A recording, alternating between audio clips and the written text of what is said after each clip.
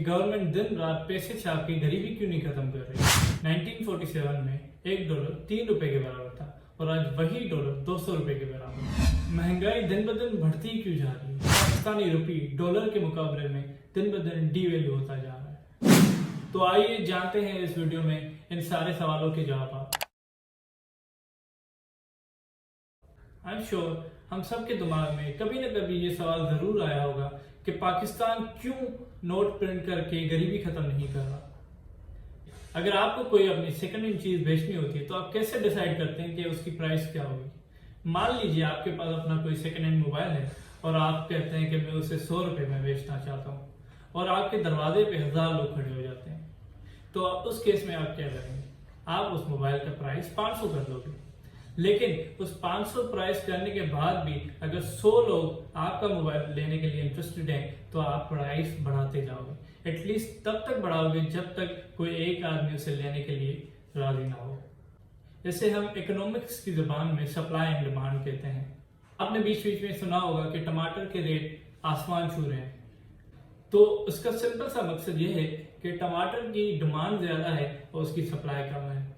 ये सारी चीज सप्लाई और डिमांड पे बेस करती है, लेकिन उससे भी ज्यादा जरूरी है ये समझना कि पैसा है क्या और इसका एवोल्यूशन कैसे होगा। अब आगे इस कॉन्सेप्ट से आपको सारी बात समझ आ जाएगी। अगर हम हिस्ट्री में देखें तो लोग सबसे पहले अनाज और गेहूं देकर अपना काम करवाते थे।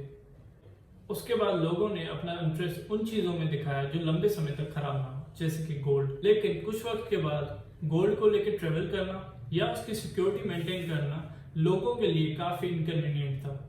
फिर गवर्नमेंट ने एक ऑप्शन दिया जहां पे आपको अपना गोल्ड ट्रेवल करने की जरूरत नहीं है, आप अपना गोल्ड गवर्नमेंट को डिपॉजिट कर सकते हैं और उसके बदले में आपको एक रिसीट देंगे, जिसे हम प्रोमिसरी नोट भी कहते हैं।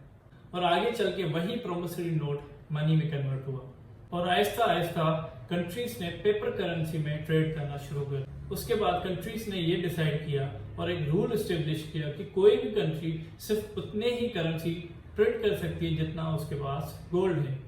इसलिए पाकिस्तान भी इतनी ही करेंसी प्रिंट कर सकती है जितना उसके पास गोल्ड होगा।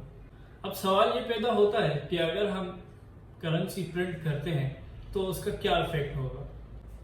मान लीजिए कि एक इंडस्ट्री है, उसने 100 कार्स बनाई और हर कार की प्राइस 1 लाख रुपए रखी।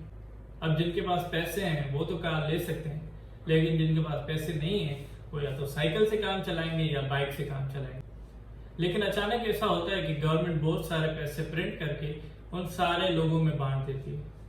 अब जिनके पास बाइक है वो भी कार खरीद सकते हैं, लेकिन अब कंपनी वही करेगी जो हमने किया था अपना सेकेंड हैंड मोबाइल बेचने के टाइम पे। वो अपनी कार की प्राइस 5 लाख रुपए कर देगी। असली फायदा तभी होगा जब आपके पास सर्विसेज बढ़ेंगी, आपके पास एक्सपोर्ट्स बढ़ेंगी। नोट छापने से सिर्फ इन्फ्लेशन बढ़ेगी। एक बार जिम्बाब्वे ने भी ऐसे किया था, उसने नोट छाप छाप के गरीबों में बांटना शुरू कर दिया। एज अ रिजल्ट वहां पे महंगाई बढ़ गई और लोग तालियों में पैसे भर भर के एक ब्रेड लेने जाते थे, बच्चे इस तरीके से टॉफी लेने जाते थे। तो नोट छापने से सिर्फ महंगाई बढ़ेगी।